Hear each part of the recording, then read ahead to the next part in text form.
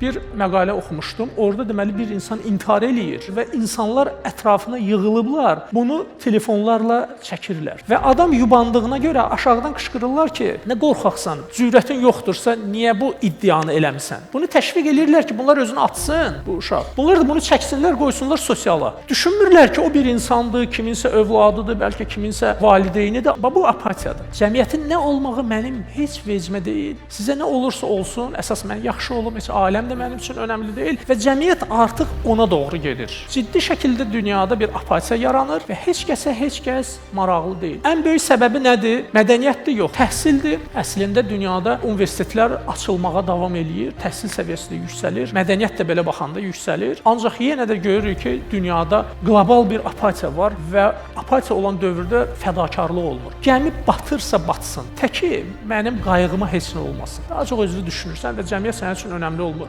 Bunların hamısı ideologiya ilə və dəyərlərlə əlaqəlidir. Sənin dəyərin varsa, ali dəyərlərin varsa, sən fədakarsan. Bunlar yoxdursa, nə qədər təhsil alsan, dünyanın ən böyük universitetlərini sən məzunu olsan da belə, sən cəmiyyətə yararsız bir insan olacaqsan. Ən çətin vaxtda sən özünü düşünəcəksən və gəmidən birinci özün qaçacaqsan.